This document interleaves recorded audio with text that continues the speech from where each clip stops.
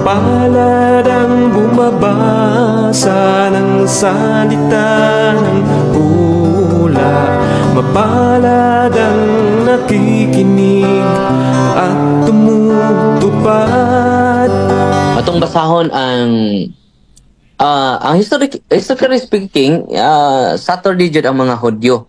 Si Kristo Hudyo man. Historically speaking, Hudyo man sila. So Saturday. Tinuod na nga ang mga Hudyo jud Saturday. Sabado kanang naa sa napulo ka sugo. Tama ba ko o dili? Basta ang gisugo sa Ginoo 70. Unya sa mga Hudyo ilang interpretation na Sabado. Mapalad ang nahahapis at sila ay aagiwi. There is no such thing as na Sabbath keeper in the Bible na si Kristo.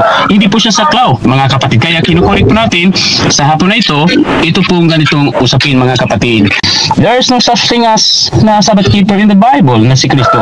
Hindi po siya saklaw, mga kapatid. Kaya kinukorek po natin sa hapon na ito pong ganitong usapin, mga kapatid. Mapalad ang bumabasa ng salita ng sa Matthew chapter 16 verse 18 ay Sabbath keeper na si Jesus Christ. Yes or no? Yes. Sabbath keeper si Jesus Christ sa Matthew 16:18 because during that time he lives as a Jew.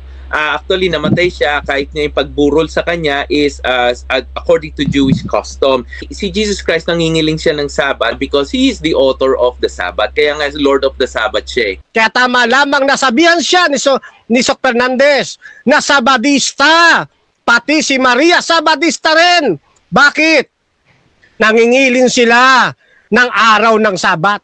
Ang ating Panginoon ay Sabbath keeper. Purihin ang Panginoon sapagkat muli na namang naiwag-iway ang katotohanan. Hasta la vista. Viva el Señor. Viva Adventista del Séptimo Día. Chokbok. Hamnida. Yeso pitay mga kapatid. Mispa sa inyong lahat. Mapalad ang bumabasa ng salita ng pula, mapalad ang nakikinig